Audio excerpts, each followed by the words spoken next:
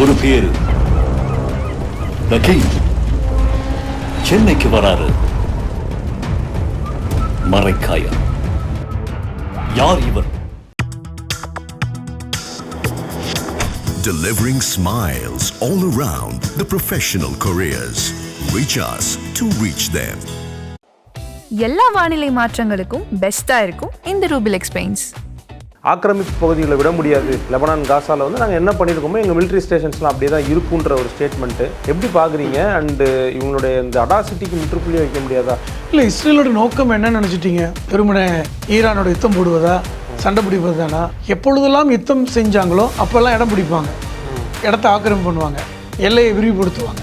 சொல்லுவாங்கல்ல, அவன் தலையை தொட்டான்ல அவ்வளோதான் அப்படிங்கிற மாதிரி தான். அவன் பிடிச்சி வச்ச பகுதி தான் மேற்கு கரை. இன்றைக்கும் பாலஸ்தீனத்துடைய மேற்கு கரை இஸ்ரேலுடைய ஆதிக்கத்தின் தான் இருக்குது. யூஎஸ்க்கு வந்து எண்ணெய் மேலே ஒரு தீராத காதல் இருக்கிற மாதிரி உங்களுக்கு தண்ணி மேலே ஒரு நல்ல காதல். தண்ணி மட்டும் இல்லைங்க, அவர்களுக்கு நிலப்பரப்பை அதிகப்படுத்தணும். இப்போ நீங்கள் இந்த ஹெப்ரான் பகுதியெல்லாம் பார்த்தீங்கன்னா மோசஸ்துடைய அடக்கஸ்தலம் அங்கே தான் இருந்தது. ஆப்ரஹாமுடைய அடக்கஸ்தலம் அந்த எரிகோ அந்த பகுதியில் தான் இருந்தது. அதெல்லாம் நம்ம நாட்டில் இருக்கும்னு நினச்சாங்க. இஸ்ரேலுடைய முக்கியமான நோக்கம் என்பது அகண்ட இஸ்ரேல். பாவம் சார், இடம் இல்லை, அவங்க என்ன பண்ணுவாங்க? அதுக்காக பக்கத்து வீடெல்லாம் பிடிச்சி போடுவீங்களா? ஆகாயம் நேயர்களுக்கு வணக்கம். கடந்த ஒரு சில மாதங்களா இல்லை ரொம்ப வருஷமாகவே வந்து இஸ்ரேல் என்னென்ன பண்ணிகிட்டு இருக்கிறாங்க, அவங்களோட அடாவடித்தனம் எப்படி இருக்குது அப்படின்றதெல்லாம் உலகம் முழுக்க பார்த்துட்டு தான் இருக்கிறாங்க. ஏன் அடாவடித்தனம் நான் சொல்கிறேன்னா, சமீபத்தில் நெத்தன்யாகு அவர்கள் கொடுத்த ஸ்டேட்மெண்ட்டு ரொம்ப அடாஷியஸாக இருந்துச்சு. ஆக்கிரமிப்பு பகுதியில் விட மாட்டோம் அப்படின்னு சொன்னது. அது குறித்து நீங்கள் நம்ம விரிவாக பேச போகிறோம். எழுத்தாளர் திரு புதுமடம் ஹலீம் அவர்கள் கூட. வணக்கம் சார். வணக்கம். ஆக்கிரமிப்பு பகுதிகளை விட முடியாது. லெபனான் காசாவில் வந்து நாங்கள் என்ன பண்ணியிருக்கோமோ எங்கள் மிலிட்ரி ஸ்டேஷன்ஸ்லாம் அப்படியே தான் இருக்குன்ற ஒரு ஸ்டேட்மெண்ட்டு எப்படி பார்க்குறீங்க? அண்டு இவங்களுடைய இந்த அடாசிட்டிக்கு முற்றுப்புள்ளி வைக்க முடியாதா? இல்லை, இஸ்ரேலோட நோக்கம் என்னன்னு நினச்சிட்டீங்க? வெறுமனே ஈரானோட யுத்தம் போடுவதா, சண்டை பிடிப்பது தானா? அதுவே கூட சீஸ்ஃபயரில் தான் இருக்குது. ஆமாம், அதுவே சீஸ்ஃபயரில் தான். ஏன் சண்டை போடுறாங்க? ஸோ எப்பொழுதுமே அவருடைய கடந்த கால வரலாற்றை எடுத்து பார்த்தீங்கன்னா, எப்பொழுதெல்லாம் யுத்தம் செஞ்சாங்களோ அப்போல்லாம் இடம் பிடிப்பாங்க, இடத்த ஆக்கிரமிப்பு பண்ணுவாங்க, எல்லையை விரிவுபடுத்துவாங்க. இப்போ 1967 ஒரு சண்டை நடந்தது. நம்மளும் பல தடவை பேசியிருக்கோம். அது 1967 நடந்த சண்டை என்பது இஸ்ரேலுக்கும் அரபு நாடுகளுக்குமான சண்டை. கிட்டத்தட்ட சவுதி அரேபியா, ஜோர்டான், சிரியா, எகிப்து எல்லா நாடுகளும் சுற்றி வளைச்சி சண்டை போட்டாங்க. ஆனால் மொத்தமே ஒரு 6 நாள் தான் சண்டை நடந்தது. காரணம், அமெரிக்காவுடைய சப்போர்ட் கிடைச்சது. உடனே சண்டை நிறுத்தம் வந்தது, ஒப்பந்தங்கள் போட்டாங்க. ஆனால் அந்த 6 நாட்களுக்குள் இஸ்ரேல் பிடித்து வைத்த பகுதிகளை இன்றைக்கி வரைக்கும் விடலை. அது ஏன்னா என்னுடைய பகுதின்ட்டாங்க. ஒன்ஸ் பிடிச்சிட்டோன்னா எங்களுக்கு சொந்தம் சொல்லுவாங்கள்ல, அவன் தலையை தொட்டான்ல அவ்வளோதான் அப்படிங்கிற மாதிரி தான். அவன் பிடிச்சி வச்ச பகுதி தான் மேற்கு கரை. இன்றைக்கும் பாலஸ்தீனத்துடைய மேற்கு கரை இஸ்ரேலுடைய ஆதிக்கத்தின் தான் இருக்குது. அதுதான் பாலஸ்தீனத்துடைய முக்கியமான பகுதி. அதே மாதிரி ஹெப்ரான், ஹெரிகோ இவையெல்லாம் பாலஸ்தீனத்தின் முக்கியமான நகரங்கள், பழமையான நகரங்கள். யூஎஸ்க்கு வந்து எண்ணெய் மேலே ஒரு தீராத காதல் இருக்கிற மாதிரி உங்களுக்கு தண்ணி மேலே ஒரு நல்ல காதல். தண்ணி மட்டும் இல்லைங்க, அவர்களுக்கு நிலப்பரப்பை அதிகப்படுத்தணும். இப்போ நீங்கள் இந்த ஹெப்ரான் பகுதியெல்லாம் பார்த்தீங்கன்னா மோசஸ்துடைய அடக்கஸ்தலம் அங்கே தான் இருந்தது. ஆப்ரஹாமுடைய அடக்கஸ்தலம் அந்த எரிகோ அந்த பகுதியில் தான் இருந்தது. அதெல்லாம் நம்ம நாட்டில் இருக்குன்னு நினச்சாங்க. ஓகே. அதே மாதிரி அந்த ஜோர்டானுடைய ரிவர் அது முக்கியமானது. நீ சொன்ன மாதிரி தண்ணி பிரச்சனை. அந்த ஜோர்டான் ரிவரை தான் ஜோர்டானும் இஸ்ரேலும் பங்கு போட்டுக்கிட்டு இருக்காங்க.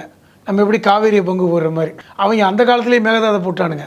ஜோர்டானு எங்களுக்கு தான் சொந்தம்னு. அதே மாதிரி சிரியாவில் கோலண்டு ஒரு பகுதி, அது கிட்டத்தட்ட ஒரு கோடை வாஸ்தலம், ஊட்டி மாதிரி. அது எங்களுக்கு வேணும், எங்களுக்கு ஊட்டியே கிடையாதுங்கிற மாதிரி அந்த இடத்தையும் பிடிச்சி வச்சானுங்க. இல்லாததெல்லாம் பக்கத்து நாட்டில் தான் எடுத்துக்கலாம் அப்படின்னு. ஆமாம், இப்போ இப்படித்தானே அவர்கள் பெருசுப்படுத்தினாங்க. இன்னும் சொல்ல போனால் இப்போ இன்றைக்கி கிட்டத்தட்ட எப்போ சண்டை ஆரம்பித்தது? பிப்ரவரி 28. பிப்ரவரி 28லேருந்து ஜூன் 15, 107 நாள் ஆயிடுச்சு. 5 மாதம் அப்படியே. ஆமாம், 107நாவே எப்போவுமே சிக்கல் தான். 107 நாள் சண்டை நடக்குது. இவங்க என்ன பண்ணிட்டாங்க, சண்டை ஒரு பக்கம் நடக்கட்டும், நமக்கு இடம் வேணும்ல.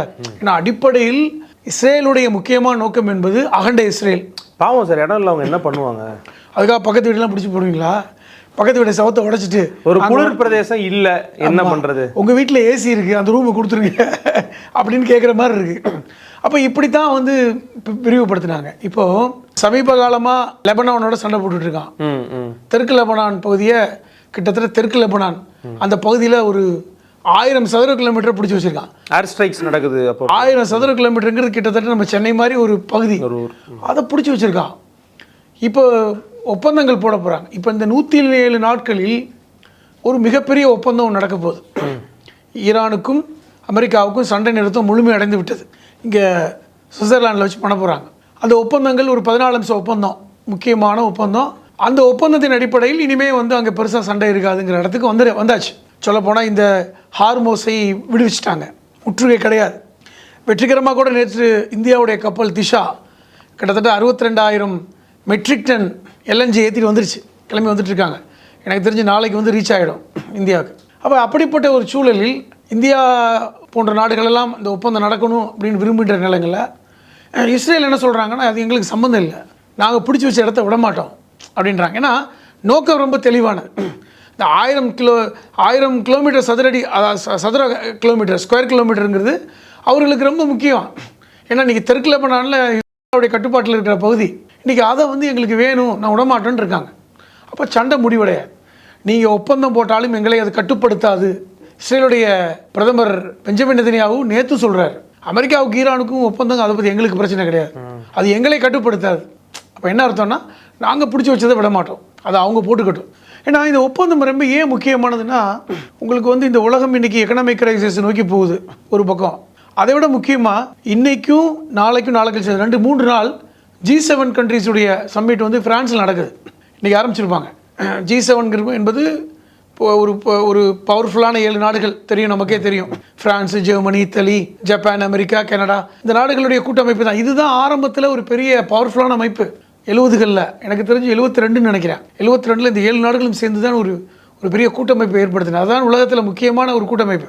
எப்படி வந்து 2ஆம் உலகப் போருக்கு பின்பு வந்து ஐரோப்பிய யூனியன், அமெரிக்கா சேர்ந்து ஒரு கூட்டமைப்பை ஏற்படுத்தினாங்க. அதாவது இனிமேல் நம்ம தான் பார்த்துக்கணும், உலக யுத்தம் வரக்கூடாதுன்னு ஃப்ரான்ஸில் வச்சு தான் நடந்தது. அதுக்கப்புறம் முக்கியமாக நடந்த ஒரு கூட்டமைப்பு தான் G7. அதில் வந்து சீனாவோ ரஷ்யாவோ கிடையாது. அப்போ வந்து சீனா பெரிய வல்லரசு கிடையாது, ரஷ்யாவை அவங்க ஏற்றுக்கல. ஆனால் 1999ல் G20ங்கிற ஒரு கூட்டமைப்பு உருவானதே பார்த்தீங்கன்னா இந்த G7 வச்சு தான். G20ங்கிறது வளர்ந்த 20 நாடுகள், அதில் நம்மளும் இருக்கோம்.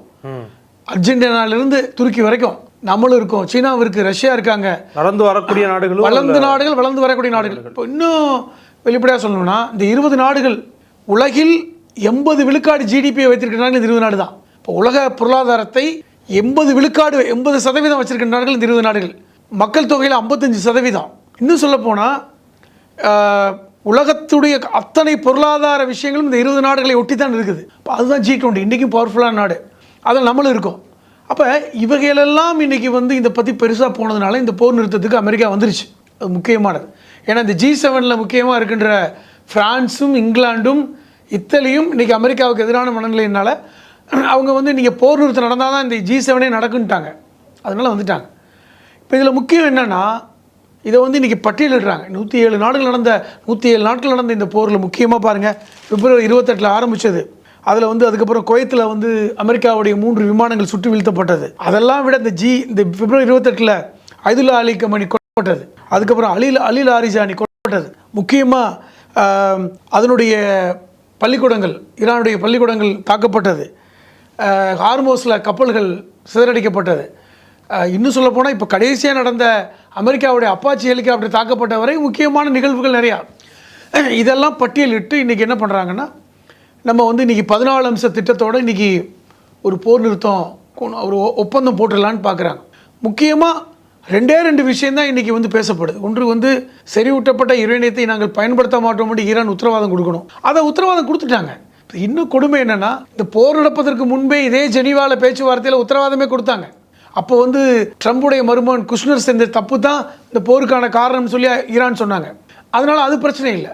அதில் முக்கியமாக ஈரான் கேட்பது என்னென்றால், எங்களுக்கான இன்றைக்கி 1979க்கு அப்புறம் ஈரான் மேலே ஒரு பெரிய பொருளாதார தடை விதிக்கப்பட்டது.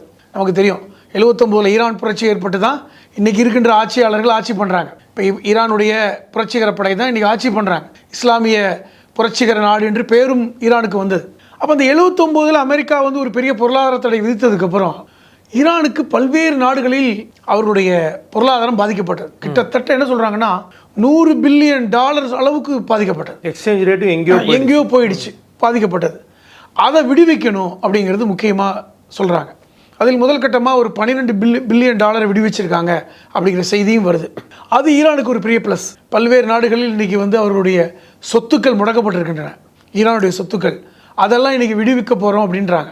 அப்போ இந்த போர் நிறுத்தம் என்பது ஈரானுக்கு பெரிய மறுமலர்ச்சி மாதிரி, உலகத்துக்கும் பெரிய ரிலீஃப். இப்போ நான் சொன்ன மாதிரி இந்த திஷாங்கிற கப்பல் நேற்று கிளம்பி வந்துட்டாங்க. அப்போ அமெரிக்காவுடைய ஜனாதிபதி ட்ரம்ப் வந்து ரொம்ப தெளிவாக என்ன சொல்கிறாருன்னா, நாங்கள் ரொம்ப சந்தோஷமாக போர் நிறுத்தத்துக்கு வந்துட்டோம், இப்போ இனி வந்து நாங்கள் போர் செய்ய போகிறது இல்லை அப்படிங்கிற இடத்துக்கு இன்றைக்கி வந்துட்டாங்க. ஏனென்றால் இது வந்து கிட்டத்தட்ட ஒரு 107 நாள் நடந்த போரில் இன்றைக்கி வந்து உலக பொருளாதாரம் என்பது, உலக பொருளாதாரமே 2% ஜிடிபி குறைஞ்சிருக்கு. அது முக்கியமானது. இன்றைக்கும் கச்சா எண்ணெய் கட்டுப்படுத்தவே முடியல, அமெரிக்காவிலே கட்டுப்படுத்த முடியல. அப்போ இடையில கூட பொய் சொல்லி பார்த்தார், சரியாயிடுச்சு பண்ணிடுச்சு பொய் சொன்னார், எங்களுக்கு தேவையில்லை அப்படின்னு, தேவையில்லைலாம் சொன்னார். அதெல்லாம் இன்றைக்கி எல்லாம் ஒன்றும் கட்டுக்குள் இல்லை. அப்போ இன்றைக்கி போர் நிறுத்தம் என்பது இயல்பாக இன்றைக்கி அமெரிக்கா வேறு வழி இல்லாத இடத்துக்கு நகர்ந்துருக்கிறாங்க. ஆனால் என்ன ஒரு டிஸ்டர்ப்னா, இன்றைக்கி கடைசி நேரத்தில் இந்த அப்பாச்சி ஹெலிகாப்டர் ஈரான் தாக்கி அழித்த உடனே திருப்பி அமெரிக்கா யுத்தத்துக்கு போய் அடித்தது, ஒரு 15க்கும் மேற்பட்ட இடங்களில் ஈரானில் வந்து தாக்குதல் ஒரு பெரிய ஒரு சலசலப்பை ஏற்படுத்திச்சு, ஒரு பயத்தை ஏற்படுத்திச்சு. இனி அமெரிக்காவை நம்ப தயாராகலேன்னு அராக்ஸே சொன்னார், அப்பாசி அராக்ஸே சொன்னார், இனிமேல் வந்து எனக்கு டிப்ளமெட்டுக்கான எந்த ரூம் இருக்கிற மாதிரி தெரியல, அமெரிக்காவோட பேசுறதுக்கான வாய்ப்பு இருக்குமான்னு தெரியல அப்படிலாம் சொன்னார். ஏன்னா அவர் ரொம்ப அதிருப்தி ஆகிட்டார். நாங்கள் வந்து நாளைக்கு ரஷ்யாவுடைய பிரதமர் ஜனாதிபதி விளாடிமிர் புட்டின் எங்களை வர சொல்லியிருக்காரு, நாங்கள் பேச போகிறோம், இறுதிக்கட்ட போருக்கான ஆயத்தத்தை செய்ய போகிறோம், அதுதான் இனி வழி அப்படிலாம் சொன்னதுக்கப்புறம் தான் அமெரிக்கா இன்றைக்கி உடன்பட்டிருக்காங்க. ஏனென்றால் முந்தா நாள் வந்து அப்பாசி அராக்கிக்கும் விளாடிமிர் புட்டினுக்கும் மாஸ்கோவில் ஒரு சந்திப்பு நடந்தது. அந்த சந்திப்பில் முக்கியமாக பேசப்பட்டது என்னென்னா, இனி வந்து நாங்கள் வெளிப்படையாகவே யுத்தத்துக்கு வர்றவங்க அளவுக்கு ரஷ்யா சொன்னாங்க. ஏன்னா அவங்களுக்கான ஒப்பந்தம் அப்படி தான் இருக்குது. உங்களுக்கு ஈரானுக்கும் ரஷ்யாவுக்குமான ஒப்பந்தம், ஈரானுக்கும் சைனாவுக்குமான ஒப்பந்தம், ஈரானுக்கும் வடகொரியாவுக்கான ஒப்பந்தம் என்பது முக்கியமானது. எப்பொழுது வந்து ஈரானையோ அல்லது பிற நாட்டு சிவிலியன்ஸ் பயன்படுத்தக்கூடிய இடங்களை தாக்குதல் நடத்தினால் நம்ம யுத்த காலத்துக்கு வந்துடணும் அப்படின்னு. இப்போ அந்த அந்த ஹெலிகாப்டர் தாக்குதலுக்கு அப்புறம் அமெரிக்காவுடைய அந்த ஏவுகணை ஒரு ஈரானுடைய ஒரு வடக்கு பகுதியில் இருக்கிற நகரத்தில் தண்ணி தொட்டியை தாக்குதல் நடத்தினதை வீடியோ காட்சி வெளிவந்தது. தண்ணி தொட்டினா நீ நினச்ச மாதிரி இல்லை, 1.5 லட்சம் மக்கள் பயன்படுத்தக்கூடிய தண்ணி தொட்டி, சிவில் யூஸில். அது வந்து கிட்டத்தட்ட பார்த்தீங்கன்னா இன்டர்நேஷ்னல் லாவுக்கு எதிரானது, சர்வதேச சட்டத்துக்கு எதிரான ஒரு விஷயம். உணவு, இருப்பிடம், உறைவிடம், சிவிலியன்ஸ் கூடிய அந்த வாழ்விடத்தை தாக்குனீங்கன்னா அது சர்வதேச சட்டத்தின் பிரகாரம் தப்பு. இந்த சட்டத்தை 2ஆம் உலகப் போருக்கு பின்பு நடந்த பிரான்ஸ் மாநாட்டிலிருந்து ஆரம்பித்து கொண்டு வந்துட்டே இருக்காங்க.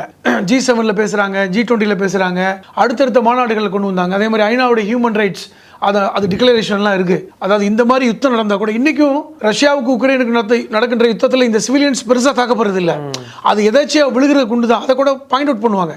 குறிப்பாக இராணுவ தளவாடங்கள், இராணுவம் தங்கியிருக்கிற இடம், அரசு கட்டிடம், இப்படி தான் தாக்குதல் நடக்கும். உங்களுக்கு சிவிலியன்ஸ் கூட பள்ளிக்கூடங்கள், சிவிலியன்ஸோட வாழ்விட தாக்குதல், அது வந்து ஒரு இன்டர்நேஷ்னல் லாவை நீங்கள் பிரேக் பண்ணுற மாதிரிங்கிற ஒரு இதெல்லாம் இருக்குது. அது இன்றைக்கி வந்து ஈரான் பாயிண்ட் அவுட் பண்ண உடனே அது அமெரிக்காவுக்கு ஒரு பெரிய விஷயமாக பார்க்கப்படுது. அந்த G7 இன்றைக்கி அதை பேசுகிறாங்க. ஏனென்றால் இது வந்து G20 எதிரொலிக்குது, இது வந்து இது ஏற்றுக்க முடியாது அப்படின்னு. அதுவும் ஒரு காரணம். இப்போ இன்றைக்கி ஹார்மோஸ் என்ன வந்துருச்சுன்னா, இனி வரி வசூல் பண்ண வேணாம், விடுவிச்சாச்சு, இனி எல்லா கப்பலும் ஹார்மோஸ் வழியாக போகலாம் அப்படின்னு ஈரானும் அமெரிக்காவும் சேர்ந்தே 19ஆம் தேதி அறிவிக்க போகிறாங்க. ஆல்மோஸ்ட் பீஸ் வந்துடுச்சு, ஆனால் அறிவிக்க போகிறாங்க. இப்போ ஜெனீவாவில் நடக்கின்ற பேச்சுவார்த்தையில் ட்ரம்பே வருவார் அப்படின்றாங்க. ஸோ ட்ரம்புக்கும் மசூத் பெஸ்கியானுக்குமே ஒப்பந்தம் நடக்க போகுது. இப்போ இது வரைக்கும் ட்ரம்ப் வந்து பேச்சுவார்த்தைக்கெலாம் வரல. இப்போ பாகிஸ்தானில் நடந்த பேச்சுவார்த்தையில் ட்ரம்ப் வரல, JD வான்ஸ் தான். இப்போ JD வான்ஸ் வரார், அது உறுதிப்படுத்தியாச்சு. ட்ரம்ப் வருவார்னு சொல்கிறாங்க ஆல்மோஸ்ட். இப்போ இவர்கள் வந்தது தான் கண்டிப்பாக மசூத் பெஸ்கியான் வருவார். ஆனால் இவர் வருவாரான்னு சொல்ல முடியாது, உச்சபட்ச தலைவர் வர்றதுக்கு வாய்ப்பு இல்லை. அவர் வந்து ஏற்கனவே தந்தையார் பட்டதுலேயே வந்து இவரை பார்த்தா கடுப்பாயிடுவார். உங்களுக்கு இன்ன வரைக்கும் உடல் அடக்கம் பண்ணலை. அவர்கள் வந்து ஜூன் 21 சொல்லியிருக்காங்க. ஏனென்றால் முஹர்ரம் வருது. காரணம், முஹர்ரம் என்பது ஷியா முஸ்லீம்களுக்கு ரொம்ப முக்கியமானது. அதை பற்றி பெரிய வரலாற்று நிகழ்வு இருக்குது. கர்பலா அப்படின்னாவே முகமது நபியுடைய பேரன் கொல்லப்பட்டது முஹர்ரம் மாதம், ஹுசைன் அவர்கள் கொல்லப்பட்டது. அப்போ இது எப்பொழுதுமே வந்து ஷியா முஸ்லீம்கள் அந்த முஹர்ரம் மாதத்தை ஒரு பெரிய துக்க நாளாக அனுப்பிப்பாங்க. இப்போ இங்கே கூட தமிழ்நாட்டில் பார்த்துருக்கலாம், நெஞ்சில் அடிச்சு ரத்தம் வடிய ஊர்வலம் போவாங்க. அது பொதுவாக சன்னி முஸ்லீம்களுடைய வழக்கம், அந்த பழக்கம், அது ட்ரெடிஷன். அது ஈரானில் வந்து வருஷம் இந்த துக்கத்தை வெளிப்படுத்துவாங்க. ஷியா மக்கள் தான் வெளிப்படுத்துவாங்க. சன்னி முஸ்லீம்கள் அதை வந்து நோன்பு இருப்பார்கள், பிரதம் இருப்பார்கள், அந்த நாட்களில் பிரார்த்தனை செய்வார்களே ஒழிய இந்த மாதிரி நெஞ்சில் அடித்து பண்ண மாட்டாங்க. ஆனால் அது ஈரானில் மிகப்பெரிய ஒரு துக்க நாள். அந்த காலகட்டத்தில் தான் ஐதுல்லா அலி கமீனி உடல் அடக்கம் செய்யப்பட போயிருதுன்னு சொல்கிறாங்க. இப்போ இந்த முஹர்ரம் காலகட்டத்தில் 10 நாள் பல கோடி 2 கோடி மக்கள் வர்றாங்க. அப்போ இந்த மாதிரி ஒரு சூழல் இருக்கும்போது இன்னும் வந்து ஒரு மோசமான சூழலை உலகத்துக்கு ஏற்படுத்தி விட வேண்டாம் அப்படிங்கிற எண்ணம் உலக நாடுகளுக்கு இருந்த அடிப்படையில் தான் இந்த ஒப்பந்தம். ஆனால் நீங்கள் சொன்னது மாதிரி இஸ்ரேல் இதை கிஞ்சித்தும் கவலைப்படலை. நாங்கள் பிடிச்சி வச்சிருக்க 1000 சதுர கிலோமீட்டர் எங்கள் இடத்த கொடுக்க மாட்டோம், அப்படியே இருந்திருக்கட்டும், எப்படி 1967 பிடிச்சிட்டு உட்கார்ந்தோமோ அதே மாதிரி நாங்கள் உட்காந்துடுறோம். இனிமேல் தெற்கு லெபனான் எங்களுக்கானது, இனிமேல் நாங்கள் தான் சொந்தம் கொண்டாடுவோம், இனிமேல் அந்த லிட்டன் ஆறு முழுவதும் எங்களுக்கானது, அது கம்ப்ளீட்டாக நாங்கள் கண்ட்ரோல் பண்ணிட்டோம் அப்படின்றாங்க. இதை ஈரான் ஏற்றுக்குவாங்களான்னு தெரியல, லெபனான் ஏற்றுக்க மாட்டாங்க, லெபனானும் ஏற்றுக்க மாட்டாங்க. அப்போ அது எப்படி முடிவடை போகுதுன்னா அதுக்கு தான் அவங்க சொல்கிறாங்க இந்த ஒப்பந்தம் அமெரிக்காவோடது, எங்களுக்கானது அல்ல. இவங்க எப்பொழுதுமே இஸ்ரேல் ஒரு விஷயத்தை பண்ணுவாங்க, என்னென்னா சண்டை போடும்போது கூப்பிட்டுக்குவாங்க, சமாதானம் பண்ணும்போது விளைக்குவாங்க. உங்களுக்கு சண்டை போடும்போது அமெரிக்காவோடது எல்லாம் தேவைப்படும், சமாதான உடன்படிக்கை வரும்பொழுது இஸ்ரேலுக்கு பாதகமாக இருக்கும் பட்சத்தில் அமெரிக்காவை என்ன செய்வாங்க, நீங்கள் உடன்படிக்கை போட்டுக்கு நாங்கள் விளைக்கவும்பாங்க. ஆனால் அதே நேரத்தில் வந்து ஆபிரகாம் உடன்படிக்கையை அமெரிக்கா வச்சே செய்வாங்க. இது எல்லாமே டிப்ளமசின்னு நினைக்கிறாங்க அவங்க. இது எப்படின்னா இவங்களை இப்படி தான் கொண்டு போகணும், டிவைட் அண்ட் ரூல் தான், இப்படி சேர்ந்துக்கணும் விளைவிக்கணும். இது அமெரிக்காவுக்கும் உடன்படுறதா தான் நான் பார்க்குறேன். அமெரிக்காவுக்கு தெரியாமலாம் பண்ணுற மாதிரி இல்லை. இப்போ இன்றைக்கி வரைக்கும் இஸ்ரேலில் வந்து அமெரிக்கா என்ன பண்ணுறாங்க, பெரிய எச்சரிக்கை விடுக்கல, பெரிய கோபமான விஷயங்கள்லாம் சொல்லலை. இவந்தோ அவங்களுடைய ஒப்பந்தத்துக்கு கட்டுப்படலைன்னா கூட ஓகே அப்படின்ற மாதிரி தானே விட்டுறாங்கல்ல. ஆனால் ஒப்பந்தம் நடக்க போகுது. பட் ஈரானுக்கு என்ன பாயிண்ட்னா அமெரிக்காவோட ஒப்பந்தம் போட்டோம்னா நல்லது, அவனை முதல்ல அனுப்பிச்சுடுவோம், அவன் போயிட்டோம், பொருளாதார தடை நீங்கன்னா நமக்கு நல்லது. கிட்டத்தட்ட $800 பில்லியன் பொருளாதார சரிவை ஈரான் சந்தித்திருக்கிறது இந்த 10 வருஷங்களில். அப்போ வந்து இது எல்லாமே என்ன நினைக்கிறாங்கன்னா இது இன்னும் மோசமடையும், அதை நம்ம வந்து முதல்ல வந்து அதிலிருந்து நம்மளை அந்த ஒரு மீளுருவாக்கம் செய்துடுவோம், நம்ம அதிலிருந்து வெளியே வந்துடுவோம் அப்படின்னு ஈரான் நினைக்கிறாங்க. ஏன்னா இப்போ அவங்களுக்கு வந்து தன்னை புதுப்பிக்க வேண்டிய காலகட்டம், போரினால் ஏற்பட்ட இழப்பு, ஆயுத இழப்பு, இராணுவ இழப்பு, இவ்வளவு நிகழ்வு நடக்க வேண்டியிருக்கு, ஐதுல்லா அலி கமீனியுடைய உடல் அடக்கம் நடக்க வேண்டியிருக்கு, ஈரானுடைய பொருளாதாரம் இன்னைக்கு பாதிக்கப்பட்டிருக்கு. இப்போ இதற்கு அவர்கள் திருப்பி தன்னை புதுப்பிப்பதற்கு, ரினோவேட் பண்ணுவதற்கு இன்னும் 2-3 வருஷம் ஆகும். அதற்கான அந்த ஸ்பேஸ் வேணும். அதற்கு இப்போ தடையாக இருக்கிறது இஸ்ரேலோட அமெரிக்கா தான். காரணம் உலகளவில் அவருடைய கச்சா எண்ணெயை அனுப்ப முடியல, ஹார்மோஸ் பிரச்சனையினால கத்தாருக்கும் சவுதிக்கும் பிரச்சனை. அப்போ எல்லாருக்குமே சிக்கல் இன்னைக்கு. அப்போ அவருடைய வியாபாரம் படுத்து போச்சு. இன்றைக்கி கார்க் ஐலண்டில் அவருடைய கச்சா எண்ணெய் வந்து பார்த்திங்கன்னா அனுப்ப முடியாமல் வேஸ்ட் ஆகிட்டு இருக்கு. அதை வந்து இன்றைக்கி அவங்க ஸ்டோரேஜ் பண்ண முடியல. இப்போ இதெல்லாம் பார்க்கும் பொழுது பரவாயில்லை, அமெரிக்காவோட நம்ம ஒப்பந்தம் பண்ணிக்குவோம், அதை சரி பண்ணி விட்டு நம்மளை புதுப்பித்துக் கொண்டு இஸ்ரேல் விஷயத்தை பார்த்துக்கொள்ளலாம் என்று இடத்துக்கு ஈரான் நகர்ந்து விட்டதாக பார்க்குறேன். அதனால் வருகின்ற 19ஆம் தேதி ஜெனீவாவில் மிகப்பெரிய வரலாற்று சிறப்புமிக்க ஒரு ஒப்பந்தம் நடக்க போகுது. அப்படி நடந்து விட்டால் ஈரானுடைய பொருளாதார தடை நீங்கிவிடும், ஈரான் தன்னை புதுப்பித்துக் கொள்ளும், அது ஈரான் தன்னை இன்னும் பெரிய வல்லரசாக மாற்றுவதற்கான வாய்ப்புகளை உருவாக்கும் அப்படின்னு நான் பார்க்குறேன். ஓகே சார், தொடர்ந்து நம்ம நேயர்களுக்காக நீங்கள் அங்கே என்ன நடக்குதுன்ற அப்டேட்டை கொடுத்துட்டே இருக்கீங்க. அதில் வந்து இவங்களுடைய ரொம்ப ஒரு அடாஷியஸான பேச்சு அண்ட் எதை நோக்கி இந்த சண்டை போயிட்டு இருக்குன்றதை பற்றியும் தெளிவாக சொன்னீங்க. உங்களுடைய நேரத்துக்கும் கருத்துக்களுக்கும் ரொம்ப நன்றி சார்.